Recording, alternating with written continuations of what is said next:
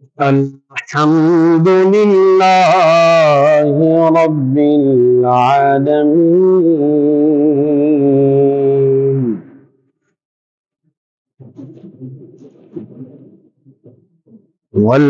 والعاقبة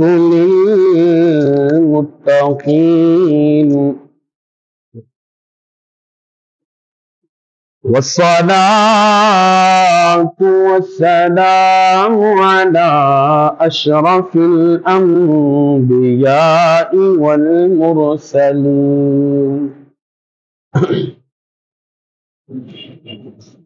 أما بعد فأعوذ بالله من الشيطان الرجيم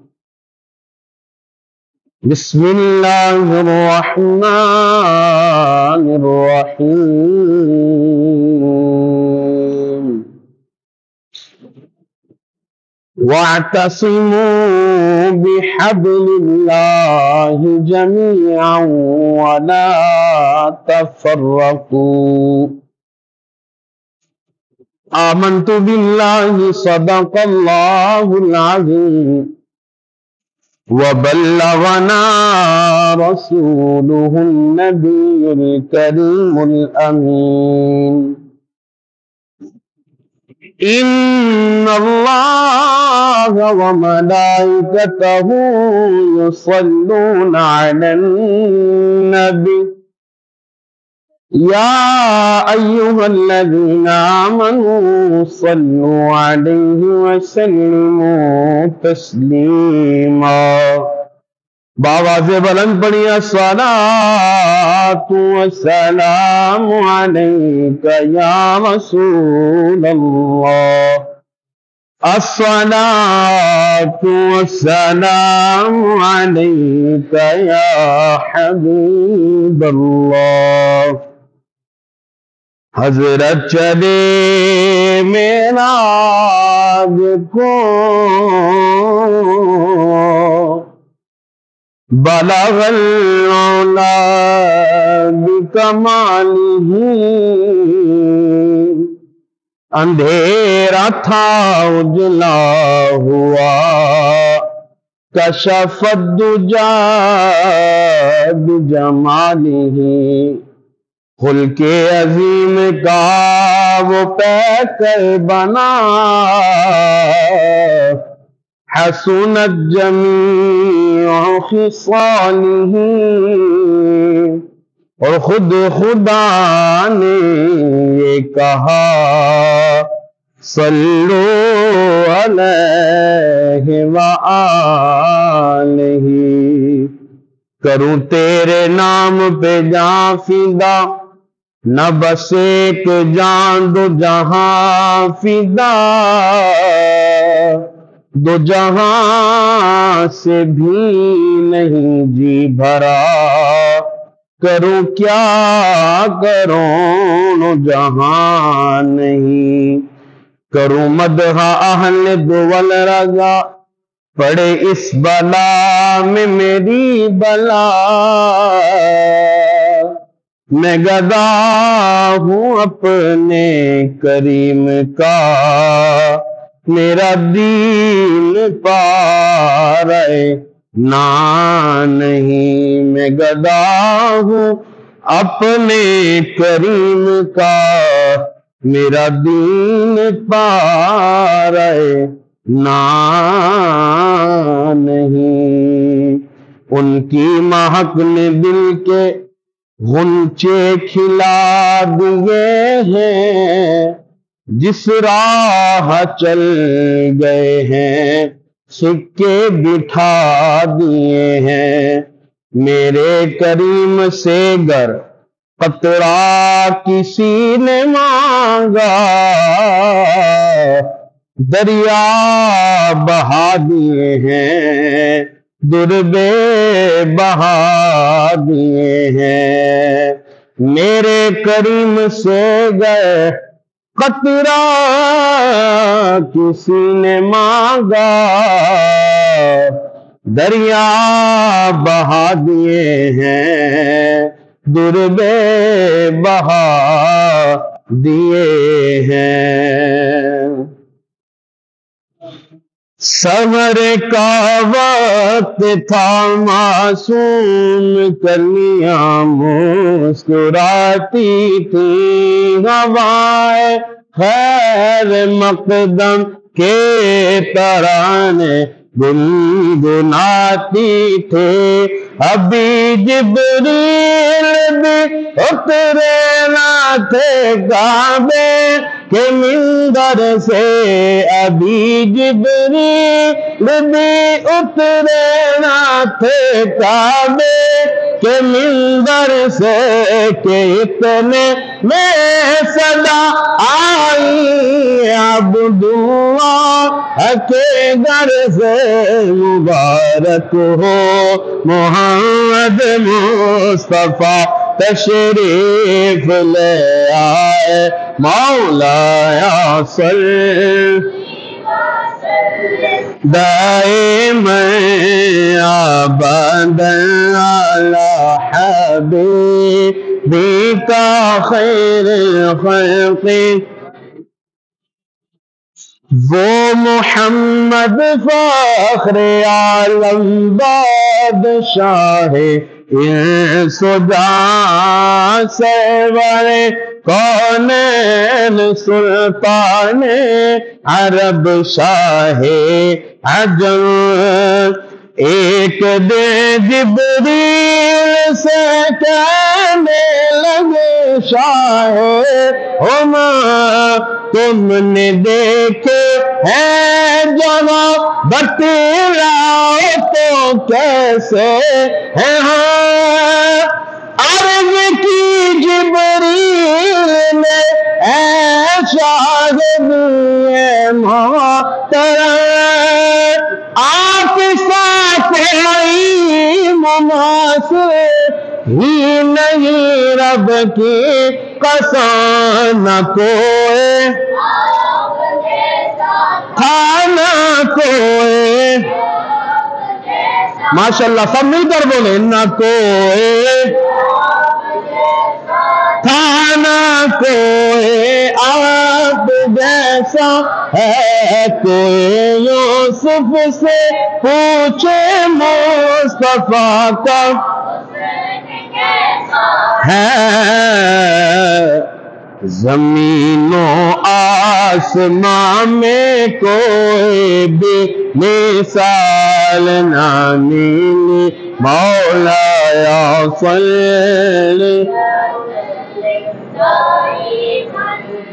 ابدا علی حبیبک خیر الخلق۔ سر سے لے کر پاؤں تک تنویر ہی تنویر ہے، گفتگو سرکار کی قرآن کی تفسیر ہے، سوچتی ہوگی یہ دنیا مصطفیٰ کو دیکھ کے،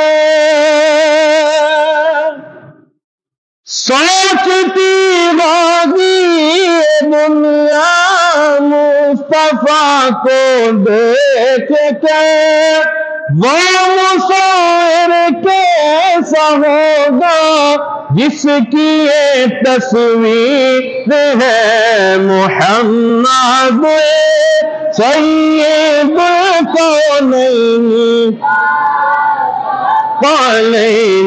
والفریقین من عرب ومن عجم، مولایا صل وسلم دائما ابدا علی حبیبک خیر الخلق کلہم۔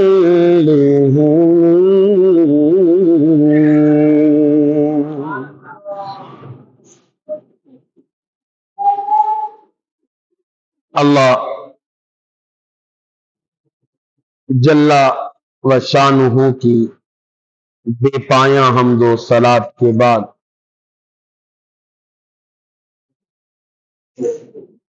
سرور لامکاں شاہ خوباں صاحب اسرا صاحب وما ينطق عن الهوى ان هو الا وحی یوحى مصداق والضحى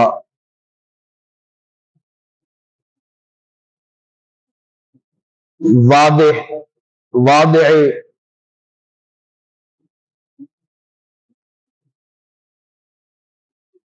اعزاز ورفعنا لك ذکرک امام الانبیاء احمد مجتبی محمد مصطفیٰ صلی اللہ تعالی علیہ وآلہ وسلم کی پاک بارگاہ میں بے حد درود و سلام کے بعد نہایت ہی لائق صد اعزاز و تکریم دوستو، بزرگوں، نمازی بھائیو، السلام علیکم ورحمۃ اللہ وبرکاتہ۔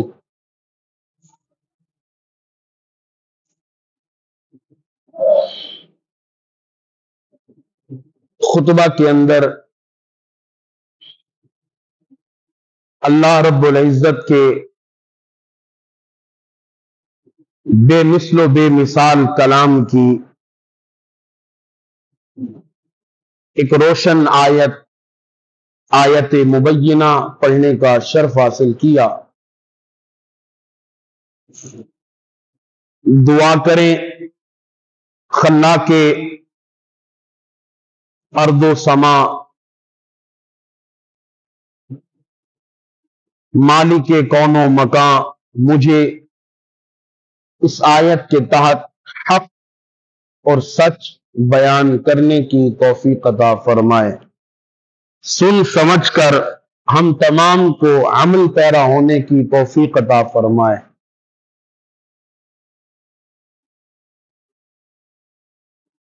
شمع رسالت کے پروانوں، اس کائنات میں، اس دنیا میں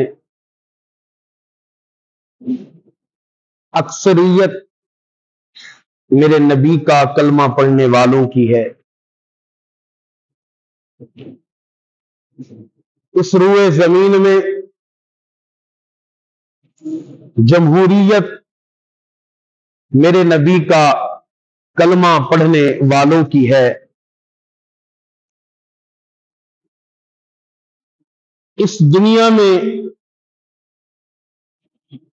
جو سر فہرست ہیں تعداد کے اعتبار سے، وہ میرے نبی کی محبت اور میرے نبی پر ایمان رکھنے کا دم بھرنے والوں کی ہے۔ دروشی پڑھی اللہم صلی علی سیدنا۔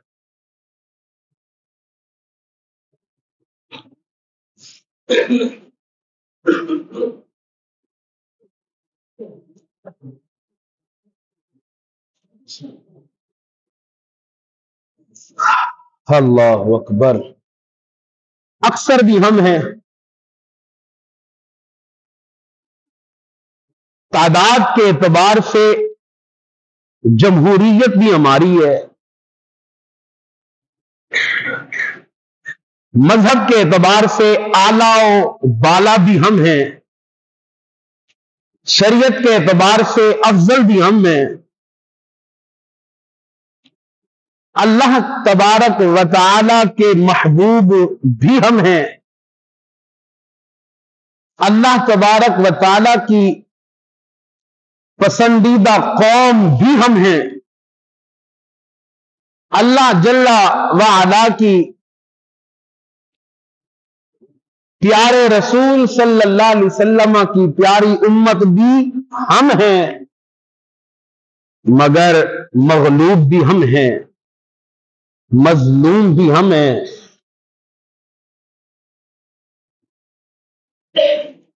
اور مقصور بھی ہم ہیں، مجبور بھی ہم ہیں، پریشان بھی ہم ہیں، حالات ہم پہ ہی ہمیشہ برستے ہیں، مقتول بھی ہم ہیں، شہداء بھی ہم ہیں،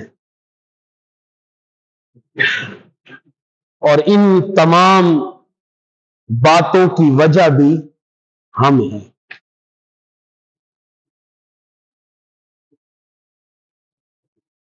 قصور بھی ہمارا ہے، اگر خون ہمارا ہے تو، اگر شہید ہمارا ہے تو قصور بھی ہمارا ہے، اور وہ قصور کون سا ہے؟ وہ قصور ہے ہم تمام کا اختلاف، ہم تمام کا بٹا ہوا ہونا، تفرقہ بازی، یہ فرقہ وارانہ سوچے، یہ بات بات پہ تعلقات کو ختم کرنا،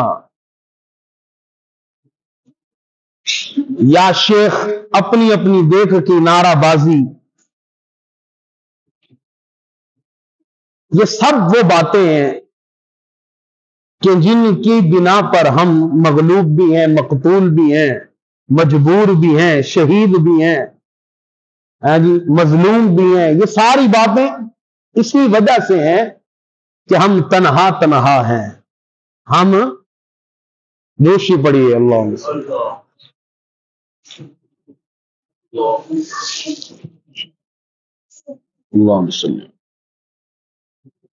اللہ رب العزت نے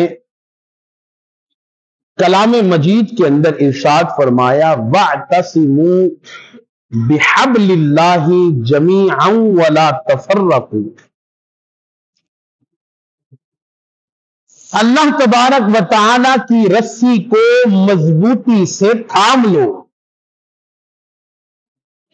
وَاعْتَصِمُوا بِحَبْلِ اللَّهِ جَمِيعًا وَلَا تَفَرَّقُوا۔ اللہ کی رسی کو مضبوطی سے تھام لو، وَلَا تَفَرَّقُوا، اور علیحدہ علیحدہ نہ ہو جاؤ، فرقوں میں نہ بن جاؤ۔ یاد رکھیں قرآن مجید میں اللہ تبارک و تعالی نے زمانے جاہلیت کو جب بیان کیا تو اس میں یہ بیان فرمایا کہ یاد کرو اس وقت کو کہ جب تم الگ الگ تھے۔ یہ میرے نبی کی آمد سے قبل کی بات ہے، جب تم ایک دوسرے کو قتل کر دیا کرتے تھے، جب تم ایک دوسرے سے جھگڑتے تھے، ایک دوسرے کو برداشت نہ کرتے تھے، قتل و غارت تم میں عام تھی، ظلم و ستم تم میں عام تھا، بھائی چارگی تم میں نہ تھی، احساس نام کی کوئی چیز تم میں نہ تھی، صلہ رحمی، دوستی، محبت، پیار، بھائی چارگی، ان تمام رشتوں کا کوئی تم میں نام نہ تھا۔ فَأَصْبَحْتُمْ بِنِعْمَتِهِ إِخْوَانًا، تم تو جاہلیت کے زمانے میں پڑے تھے، جاہلیت کے اور جہالت کے گڑھوں میں ڈوبے ہوئے تھے، تم تو ایک دوسرے کو قتل کرنے پہ آمادہ تھے، تم تو ایک دوسرے پر ظلم و ستم کرنے کو بہادری سمجھتے تھے، کمزور کا زندگی گزارنا ممکن نہ تھا، طاقتور ہمیشہ ظلم و ستم کرتا تھا۔ فَأَصْبَحْتُمْ بِنِعْمَتِهِ إِخْوَانًا، رب نے تم پہ کرم کیا، رب نے تم پہ پھر رحم کیا، رب نے تم میں پھر اپنی عظمتوں والا رسول بھیجا۔ فَأَصْبَحْتُمْ بِنِعْمَتِهِ إِخْوَانًا، وہ میرا رسول، وہ میرا محبوب محمد مصطفیٰ احمد مجتبیٰ صلی اللہ علیہ وسلم، میری جو سب سے بڑی نعمت ہے، میں نے وہ رسول تم میں بھیجا، اور اس نعمت کی وجہ سے تم آپس میں بھائی بھائی بن گئے۔ کیا بن گئے؟ فَأَصْبَحْتُمْ بِنِعْمَتِهِ إِخْوَانًا۔ اور پھر ارشاد فرمایا، جب تم پہ میں نے کرم بھی کیا، رحم بھی کیا، اپنی عظمتوں والا رسول دے کر تم نے بھائی چارگی کو قائم کر دیا۔ وَلَا تَكُونُوا كَالَّذِينَ تَفَرَّقُوا وَاخْتَلَفُوا مِن بَعْدِ مَا جَاءَهُمُ الْبَيِّنَاتُ أُولَٰئِكَ لَهُمْ عَذَابٌ عَظِيمٌ۔ جب تم میں اخوت بھائی چارگی قائم ہو گئی، وَلَا تَكُونُوا كَالَّذِينَ تَفَرَّقُوا وَاخْتَلَفُوا، پھر ان لوگوں کی طرح نہ ہو جاؤ کہ جو بٹ گئے، جنہوں نے اختلاف کر دیا، مِن بَعْدِ مَا جَاءَتْهُمُ الْبَيِّنَاتُ، بعد اس کے کہ ان کے پاس واضح نشانیاں آ گئی۔ یاد رکھو، اولئک لہم عذاب عظیم، جو لوگ اختلافوں میں بٹتے ہیں، جو لوگ تفرقہ بازی میں بٹتے ہیں، یہی وہ لوگ ہیں جن کے لیے رب کا بڑا عذاب ہے۔ رب کا یعنی قرآن مجید فرقان حمید میں اللہ تبارک و تعالی نے اختلافوں میں پڑ جانا، تفرقہ بازی اختیار کرنا، گروہوں میں بٹ جانا، اس کو اللہ نے زمانے جاہلیت سے منسوب فرمایا، اور یہاں تک کہ اس کو کفر تک کہا گیا قرآن میں، اور ایسے لوگوں کے لیے عذاب عظیم کی وعید بھی دی گئی۔ اور قرآن نے ہمیں اس میں پڑھنے سے منع بھی فرمایا۔ قرآن بھی ہمارا، نبی بھی ہمارے، یہ احکامات بھی ہمارے، لیکن ہم عمل نہیں کر رہے، اس لیے ہم پھر ظلم و ستم کا شکار بھی ہیں، پھر ہم پریشان بھی ہیں، پھر ہم جو ہے کبھی فلسطین میں، کبھی کشمیر میں، کبھی کندھار میں، کبھی آذربائیجان میں، جی کبھی لاہور کے مرید کے میں، کبھی کہاں تو پھر کبھی کہاں، پھر ہم قتل کیے جا رہے ہیں، پھر ہم شہید کیے جا رہے ہیں۔ کبھی ہمیں مارنے والا مشرک ہوتا ہے، کبھی ہمیں مارنے والا کافر ہوتا ہے، کبھی ہمیں مارنے والا یہودی ہوتا ہے، کبھی ہمیں مارنے والا یہودیوں کا ایجنٹ ہوتا ہے، کبھی ہمیں مارنے والا نسل اسرائیل کا تعلق رکھتا ہے، اور کبھی ہمیں مارنے والا ان اسرائیلیوں کا پٹھو ہوتا ہے۔ وجہ کیا ہے کہ ہم ہی قتل کیے جا رہے ہیں؟ بس وجہ یہ ہے کہ ہم ایک نہیں ہیں، وجہ یہ ہے کہ ہمارا پلیٹ فارم ایک نہیں ہے۔ حالانکہ ہمارے دین نے، ہماری شریعت نے، ہمارے رب نے، ہمارے خدا نے، ہمارے محبوب نے ہمیں جمع کرنے کے، ہمیں ایک جگہ ہونے کے، ایک جگہ جمع ہونے کے لیے کئی رستے عطا فرمائے۔ پہلا رستہ، رب نے ہمیں متحد کرنے کے لیے 5 وقت کی نماز عطا فرمائی۔ فجر میں آؤ تو ایک ساتھ جمع ہو جاؤ، ظہر میں آؤ تو جمع ہو جاؤ، عصر میں آ کر بھی جمع، مغرب میں آ کر بھی جمع، عشاء میں آ کر بھی جمع۔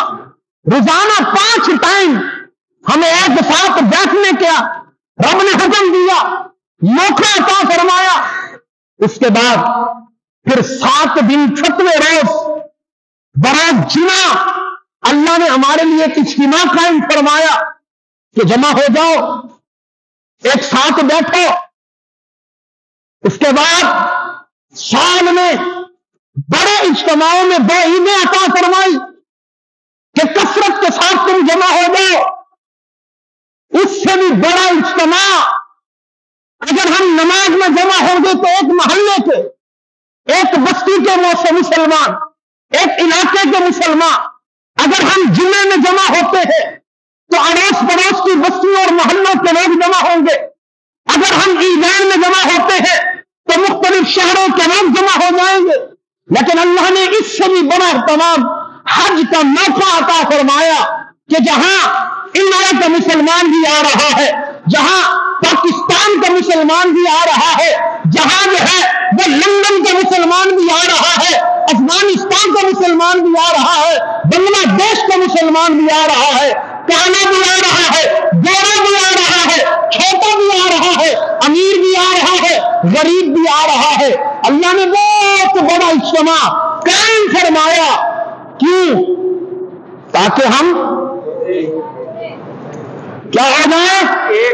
کیا ہو جائے؟ ایک ہو جائے۔ لیکن ہم تو پھر ہم ٹھہرے،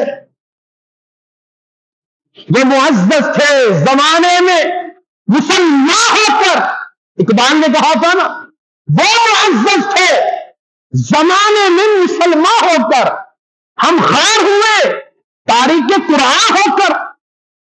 ارے وہ صرف مسلمان تھے مگر معزز تھے، عزت تھی۔ عمر بن خطاب کے نام سے زمانہ کانپتا ہے، کفار کے بڑے بڑے لوگ عمر کے نام سے لرز اٹھتے ہیں۔ حضرت سلمان فارسی کسی بڑے بندے کا نام نہیں ہے، کسی بڑی جاگیر کے شہزادے کا نام نہیں ہے۔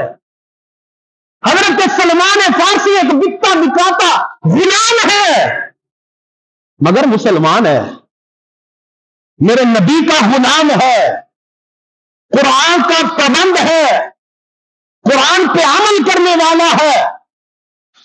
وہ معزز تھے زمانے میں مسلمان ہو کر، ہم خار ہوئے، ذلیل ہو گئے، کیوں؟ تاریخ قرآن ہو کر۔ قرآن نے کہا وَاعْتَصِمُوا بِحَبْلِ اللَّهِ، ایک رسی ہے رب کی، ایک رسی، اسی کو تھام لو۔ یہ قرآن ہے۔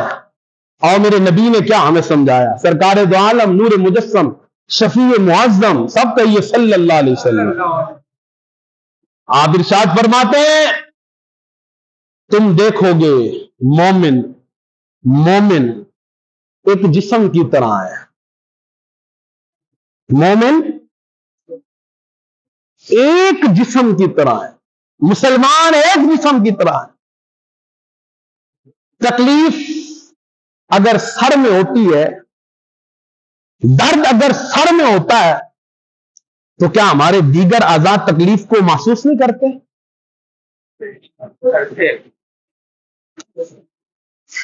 یارو اگر تکلیف دانت میں ہو جائے، تکلیف اگر دانت میں ہو جائے تو آنکھیں بھی آنسو بہا رہی ہوتی ہیں،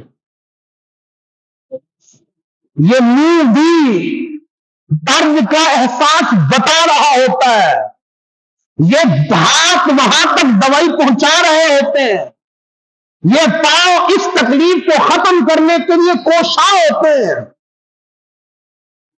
سرکار نے فرمایا مومن جو ہے وہ ایک جسم کی طرح ہے، ایک جسم کی مانند ہے۔ مثال دے کر یہ سمجھایا کہ جس طرح تکلیف دانت میں ہوتی ہے، احساس آنکھوں کو بھی ہو رہا ہے، تکلیف منہ کو بھی ہو رہی ہے، کام جو ہے اس کے درد ختم کرنے کے لیے ہاتھ بھی کر رہے ہیں، کوشش پاؤں بھی کر رہے ہیں۔ مطلب کیا ہوا؟ مسلمان، میں مسلمان، آپ مسلمان، یہ مسلمان، وہ مسلمان، افغانستان کا مسلمان، بنگلہ دیش کا مسلمان، انڈیا کا مسلمان، یعنی مکہ کا مسلمان، مدینہ کا مسلمان، پوری کائنات کا کہیں کا مسلمان ہے۔ ہم ایک جسم ہیں، تکلیف مجھے ہوگی، احساس آپ کو بھی ہو، تکلیف مجھے ہو، درد آپ کو بھی ہو، میری تکلیف کو ختم کرنے کے لیے کوشش آپ بھی کریں، کوشش یہ بھی کرے، کوشش وہ بھی کرے۔ میرے سرکار نے تو یہ درس دیا۔ ایمان سے بتائیں میرے نبی کے غلاموں، کیا یہ احساس اب ہم میں باقی ہے؟ بتائیں، ہے باقی؟ کیا میری تکلیف کو آپ اپنی تکلیف سمجھیں گے؟ کیا میں آپ کی تکلیف کو اپنی تکلیف سمجھوں گا؟ نہ، میں کہوں گا بھائی جاؤ، میں اپنا دیکھوں یا تمہارا معاملہ دیکھوں۔ آقا علیہ الصلوۃ والسلام نے ارشاد فرمایا، اے میری امت، ایک دوسرے کا احساس کرو، ایک دوسرے کا احساس کہنے کو یہ چھوٹا لفظ ہے، چھوٹا ورڈ ہے، لیکن یہ اپنے اندر بہت بڑی گہرائی رکھتا ہے، بہت بڑی، بہت بڑی۔ آج مجھے اپنا اور اپنے گھر کا تو پتا ہے، مگر خدا کی قسم یار، اتنے ہم بے حس ہو چکے، اتنے کہ ہمیں ساتھ والے پڑوس کی کوئی خبر ہی نہیں ہے۔ پتہ ہی نہیں ہے کہ یار میں کہاں کہاں کی نعمتیں کھا کے کچھ کھالی کچھ ضائع کر کے سونے والا، پتہ نہیں پڑوس میں اسے کھانا بھی نصیب ہوا یا نہیں ہوا، دال بھی نصیب ہوئی یا نہیں ہوئی۔ اس مہنگائی کے دور میں اپنے اہل و عیال پہ ہزاروں خرچ کر کے سکون کی نیند سونے والا، مجھے یہ احساس ہی نہیں ہے کہ قریب میں سویا بچہ وہ بھوک سے بلک بلک کر تو نہیں سویا، اس کے معدے اور پیٹ میں بھی کوئی لقمہ اترا۔ ارے ہمارا دین تو ہمیں اتنا کہتا ہے کہ اگر گھر میں کچھ اچھا بناؤ تو کوشش کرے اس کی خوشبو پڑوس تک نہ جائے، اور اگر یہ نہیں اس سے بچ سکتے، خوشبو جاتی ہے، تو پھر کوشش کرو تھوڑا سا کھانا پڑوس میں بھی بھیج دو۔ اگر میرا بچہ بیف کھا سکتا ہے تو پڑوس کا بچہ بھی، وہ بھی کسی کا بچہ ہے، وہ بھی انسان ہے، دل اسی کا بھی ہے، احساس اسی کا بھی ہے، احساس اس کا بھی ہے، تکلیف وہ بھی محسوس کر رہا ہے۔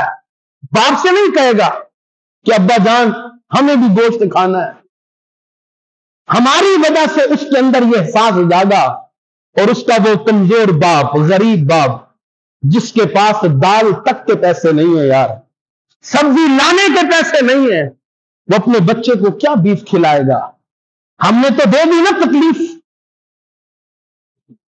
آؤ میرے نبی کا پیغام سنو، میرے نبی کا عمل سنیے، میرے نبی کا درس سنیے۔ سرکار دو عالم نور مجسم شفیع معظم سب کہیے صلی اللہ علیہ وسلم۔ آقا علیہ الصلوۃ والسلام صحابہ کرام کے مجمع میں تشریف فرما ہے۔ آقا علیہ الصلوۃ والسلام کے پاس ایک شخص حاضر ہوا، یا رسول اللہ صلی اللہ علیہ وسلم، کئی دن ہو گئے، 2-3 دن ہو گئے، آقا میرا بچہ گم ہے، مل نہیں رہا۔ سرکار گھر میں بڑی پریشانی ہے، بیوی بڑی پریشان ہے، میں پریشان ہوں، ایک ہی بیٹا اور مل نہیں رہا۔ سرکار کے ایک غلام نے عرض کی، یا رسول اللہ میں ابھی آ رہا تھا، اس کے بچے کو میں نے فلاں جگہ بچوں کے ساتھ کھیلتا دیکھا۔ اس صحابی نے جب بات سنی تو خوشی خوشی اٹھ کے بھاگنے لگا۔ سرکار نے فرمایا بلاؤ اس کو۔ بلایا گیا، جی یا رسول اللہ، ارشاد فرمایا تم باپ ہو، تمہاری محبت ہے، مانتا ہوں تمہارے اندر ابھی طلب بھی ہے، تمہیں اب جو ہے وہ محبت کا سمندر تمہارا جاگ گیا ہے، تمہارے سمندر کی لہریں پھاٹے مار رہی ہیں، یقیناً تم اس مجمع میں جاؤ گے، جا کر اپنے بچے کو سینے سے لگاؤ گے اور میرا لال، میرا بیٹا، میں تیرے پہ قربان، ایسے ایسے الفاظ بیان کرو گے۔ تم ضرور جاؤ، ضرور محبتیں نچھاور کرو۔ مگر اس مجمع میں جا کر اسے پکڑنا اور گھر جا کر اس سے جتنی محبتیں چاہے نچھاور کرنا، مگر وہاں مجمع میں بیٹا بیٹا میرا لال کہہ کر نہ پکارنا۔ عرض کی یا رسول اللہ، ہے تو میرا ہی بیٹا ہی، ہے تو میرا ہی خون، آقا ہے تو میرا ہی لال، آقا میرا بیٹا، ان سے بیٹا نہ کہوں، وجہ کیا ہے؟ ارشاد فرمایا ہو سکتا ہے ان بچوں میں کھیلنے والا کوئی یتیم بچہ بھی ہو، اس مجمع میں کھیلنے والا کوئی ایسا بچہ بھی ہو جس کا باپ نہ ہو، اور تم اپنے بیٹے کو بیٹا کہو گے تو وہ تڑپ جائے گا، وہ لرز جائے گا، احساس کم تری کا شکار ہوگا کہ کاش آج میرے والد بھی حیات ہوتے تو مجھے بیٹا کہتے۔ سرکار نے تو اس احساس کم تری پیدا ہونے کے عمل سے بھی منع فرمایا، اور یہاں جو ہے ہم پتہ نہیں کیا کچھ کر رہے ہیں لوگوں کے ساتھ۔ سرکار نے فرمایا ایک دوسرے کا احساس کرو، اور آقا علیہ الصلوۃ والسلام نے ارشاد فرمایا اے صحابہ، تمہیں میں ایسے لوگ نہ بتاؤں کہ قیامت کا دن ہوگا ان کے چہرے نور کی طرح چمک رہے ہوں گے، اللہ ان کو ایسا مقام و مرتبہ عطا فرمائے گا کہ انبیاء اور شہداء بھی ان کے مقام پہ رشک کریں گے، انبیاء اور شہداء بھی ان کے مقام و مرتبے پہ رشک کریں گے۔ صحابہ کرام نے عرض کی یا رسول اللہ صلی اللہ علیہ وسلم، وہ کون لوگ ہوں گے، وہ کون ہوں گے کہ جن کے مقام و مرتبے پہ انبیاء اور شہداء رشک کریں؟ مولا آقا وہ کون ہوں گے؟ سرکار نے فرمایا وہ آپس میں اللہ کی رضا کی خاطر محبت کرنے والے لوگ ہوں گے،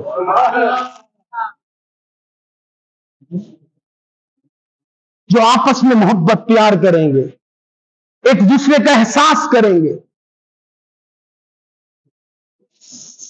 دوسرے کی تکلیف کو اپنی تکلیف محسوس کریں گے۔ دنیا میں جنہوں نے ایسے رشتے بنائے ہوں گے، محبت پیار کا رشتہ، ایسے لوگ ایسے مقام پہ ہوں گے کہ انبیاء اور شہداء بھی رشک۔ تو کیا میں اور آپ، ہماری یہ چاہت نہیں کہ اللہ ہمیں بھی ایسا مقام قیامت کے دن عطا فرمائے؟ تو خدا کے لیے متحد ہو جائیں، متفق ہو جائیں، ایک دوسرے کا احساس کریں۔ آج وہ وقت آ گیا ہے، میں پڑوس کی بات کر رہا ہوں، میں غیروں کی کیا بات کروں، میں محلے والوں کے خیال رکھنے کی کیا بات کروں؟ یہاں تو اپنی سبھی بہنیں بھائی کی ملاقات کو ترس رہی ہیں، ایک غریب بھائی امیر بھائی کے پیار کو ترس رہا ہے، یہاں ایک ماں اپنے لال کی ملاقات کے لیے تڑپ رہی ہے۔ ارے یہ وہ معاشرہ ہے جہاں ایک باپ اپنے اس بیٹے کی خدمت کو ترس رہا ہے جو بیٹا پیر کے آستانے پہ جھاڑو دیے جا رہا ہے، جو بیٹا پیر کے قدموں سے لپٹ کے بیٹھا، بابا جی دعا کرے کوئی بگڑی بن جائے، بابا جی کرم کرے، نگاہ کرم ڈالے، کوئی تعلیم دے، کوئی دم کرے، بگڑی سمجھ جائے، حالات سمجھ جائے۔ میں کہتا ہوں وہ پیر جو مرید کی یہ تربیت نہ کر سکا کہ میاں تیرا پیر سب سے بڑا پیر تیرا ماں باپ ہے، وہ پیر پیر ہی نہیں ہے۔ اور ایسی مریدی اور ایسا مرید کہ جس کا ماں باپ گھر پہ کھانے کو ترس رہے ہو، بیمار ماں باپ پاؤں دبانے پہ ترس رہے ہو، باپ بچوں سے گفتگو کرنے کو ترس رہے ہو، بچے کی ملاقات کو ترس رہے ہو، اور وہ بچہ مریدیاں نبھا رہا ہو، شریعت کی روح سے کہتا ہوں ایسی مریدی پر اللہ اور اس کے رسول کی لعنت ہے۔ سب سے بڑا پیر میرا والد ہے، سب سے بڑا پیر میری ماں ہے، سب سے بڑا مرشد خانہ میرا وہ گھر ہے جہاں میرے ماں باپ حیات ہیں۔ تو یہ سبحان اللہ۔ ارے اٹھائے حدیث کی کتب، اٹھائے قرآن، اٹھائے تاریخ کی کتب، اٹھائے سیرت کی کتب، دنیا کی کوئی کتاب اٹھا لے، کوئی کتاب آپ کو یہ نہیں کہے گی کہ بھی پیر کے چہرے کو دیکھا تو فلاں ثواب کہیں نہیں ملے گا، پر مگر میرے نبی کا سچا فرمان، سونے نبی کا سونا فرمان، آقا فرماتے ہیں مسکراتے ہوئے ماں باپ کے چہرے کی زیارت کر لو، اللہ مقبول حج عمرے کا ثواب عطا فرماتا ہے۔ پھر بڑا پیر خانہ میرے لیے میرا گھر نہیں ہے؟ ارے محبت اپنی جگہ ہے، یہ عقیدت اپنی جگہ ہے، یہ پیری مریدی اپنی جگہ ہے، یہ ضروری بھی ہے، لیکن اس کا یہ مطلب نہیں کہ آپ اپنے گھر کو چھوڑ دیں۔ سب سے پہلے مجھ پر میرے اہل و عیال کی کفالت کی ذمہ داری ہے، میں نے اس کو نبھانا ہے۔ دنیا کے معاملات اپنی جگہ، دنیا کے مسائل اپنی جگہ۔ یار اس کائنات میں ذرا توجہ کریں، اس کائنات میں سب سے بڑے پیر کون ہیں؟ ہمارے نبی۔ سب سے بڑے پیر ہمارے، جن کے ساتھ سب سے زیادہ محبت کی جائے وہ ہمارے نبی ہیں، لیکن حضرت اویس کرنی اپنی ماں کی خاطر اس بڑے پیر کی بارگاہ تک نہیں آ سکے۔ صحابیت کا شرف اس کائنات کا بہت بڑا شرف ہے، مگر ماں کی ممتا، ماں کی خدمت، نبینا ماں کی جو ہے وہ خدمت ان کو اس شرف سے روکے رکھی، تشریف نہیں لا سکے۔ ایک بار آئے تو ملاقات نہیں ہوئی، ساری زندگی ماں کی خدمت کرتے رہے۔ سرکار کے پاس اگر حضرت اویس کرنی ماں کی خدمت کی وجہ سے سرکار کی بارگاہ میں نہیں آ سکے اور ہم یہاں اپنے ماں باپ کو چھوڑ کر کہیں اور چلے جائیں تو اس کو احساس نہیں کہتے۔ احساس کریں اپنے خونی رشتوں کا، احساس کریں اپنے ہمسایوں کا، اپنے مسلمان بھائیوں کا، پیار کریں، مت الجھیں۔ یہ جو ہمارے فقہاء میں، علماء میں اختلاف ہے، یہ اختلاف علمی ہے، اس اختلاف کو قتل و غارت کا اختلاف نہ بنائے۔ یار یہ اختلاف پہلے بھی تھا فقہاء میں، یہ مسائل، یہ آج جی میں آپ کے پیچھے نماز نہیں پڑھ رہا، آپ میرے پیچھے نماز نہیں پڑھ رہے، آپ میری مسجد میں آ گئے تو ابھی اللہ اکبر کہنے کے لیے مؤذن صاحب کھڑے ہوئے تو 4-5 بندے کھڑے ہو گئے، ہاں جی ہم بڑی فقہ پہ عمل کرتے ہیں، ہم بڑے جو ہے نا وہ شریعت کے پابند ہیں۔ وہ کل مجھے ہمارے نمازی بھائی نے بڑی پیاری بات کی، بڑی پیاری بات، وہ بات میرے دل کو لگی، اور یہی حال ہے ہمارا کہ اگر امام مصلی پر نہ ہو، امام اگر مصلی پر نہ ہو، مؤذن بھی نہ ہو، امام اگر مصلی پہ نہ ہو، نماز پڑھانے والا نہ ہو، تو مقتدی گھبرا رہے ہوتے ہیں کون نماز پڑھائے گا، مصلی پہ کھڑے ہونے کی ہمت نہیں ہوتی۔ یہی نمازی جب امام مصلی پہ آ جائے تو پھر سب مفتی بنے ہوئے ہوتے ہیں، پھر سب مفتی بنے ہوتے ہیں، پھر سب نے فقہ یاد کی ہوئی ہے، میں بھی فلاں فقہ پہ عمل کرتا ہوں، تو عمل والا ہے، یا پھر وہ خود صاحب فقہ جنہوں نے اس کام کو ابتدا کی، جنہوں نے محنتیں کی۔ امام شافعی، بس آخری بات کر کے گفتگو ختم کرتا ہوں، امام شافعی رحمت اللہ تعالی علیہ فقہ شافی کے امام ہیں، لیکن جب حضرت امام اعظم ابو حنیفہ رحمت اللہ تعالی علیہ جو ہمارے امام ہیں ان کے مزار پہ گئے اور وہاں نماز پڑھنے کا موقع ملا، آپ کی فقہ کے اعتبار سے نماز میں رفع یدین ہوتی ہے، کیا ہوتی ہے؟ کیا ہوتی ہے؟ ذرا توجہ کیجیے گا، یہاں یہ بڑے لوگ مسلمان بنے پھرتے ہیں، بڑی شریعت کے پابند، ایک ادب بھی کوئی چیز ہے۔ امام شافعی رحمت اللہ تعالیٰ نے جب گئے تو رفع یدین کرتے ہیں آپ کی فقہ کے اعتبار سے، لیکن آپ نے نماز میں رفع یدین نہیں کیا۔ نماز سے فارغ ہوئے، مزار سے فارغ ہوئے، جانے لگے تو شاگردوں نے پوچھا حضرت جی آپ کی فقہ میں ہے کہ نماز میں رفع یدین کرنی ہے لیکن آپ نے رفع یدین نہیں کیا۔ آپ نے کہا یار اتنے بڑے امام کی بارگاہ میں آ کر میں اپنی فقہ پہ عمل کروں یہ مجھے گوارا نہیں ہوتا، میرے حیا نے مجھے یہ اجازت نہیں دی کہ میں اتنے بڑے امام کی بارگاہ میں آ کر اپنی فقہ پہ عمل کروں۔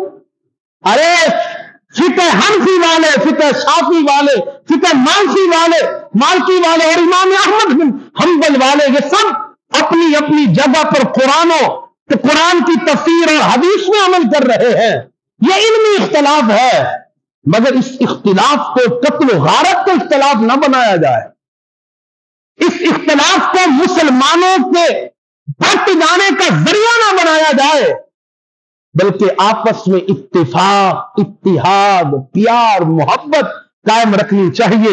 اللہ کریم ہمیں قرآن و حدیث پہ عمل پیرا ہونے کی توفیق عطا فرمائے۔ وما توفیقی الا باللہ۔